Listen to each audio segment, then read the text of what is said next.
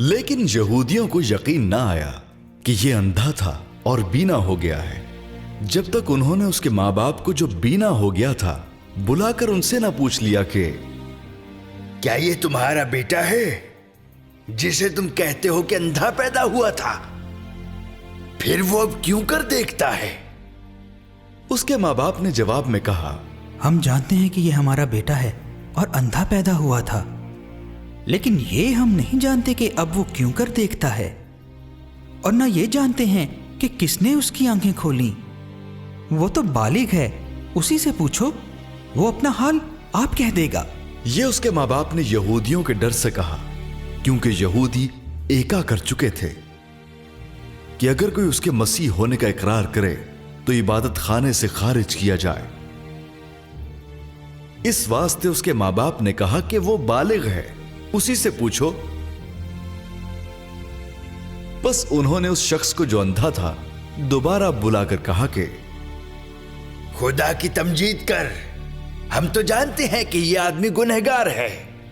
उसने जवाब दिया, मैं नहीं जानता कि वो गुनाहगार है या नहीं। एक बात जानता हूं कि मैं अंधा था, अब बीना हूं। फिर उन्होंने उससे कहा कि उसने तेरे साथ क्या किया?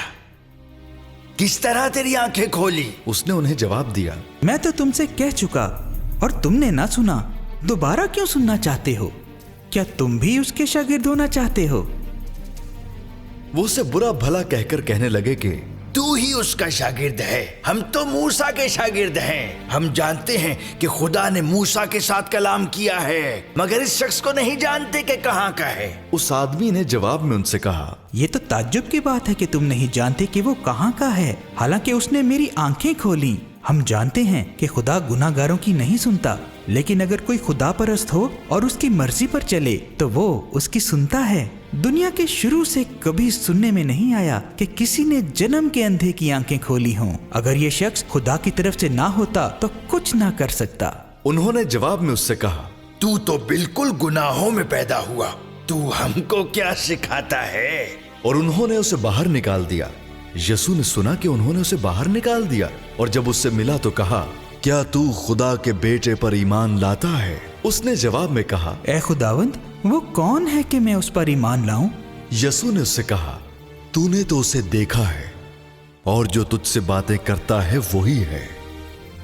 उसने कहा, ए खुदावंद, मैं ईमान लाता हूं। और उसे सजदा किया। यीशु ने कहा, मैं दुनिया में अदालत के लिए आया हूं, ताकि जो नहीं देखते वो देखें और जो देखते हैं वो अंधे हो जाएं। जो फरीसी उसके साथ थे उन्होंने ये बातें सुनकर उससे कहा, क्या हम भी अंधे हैं?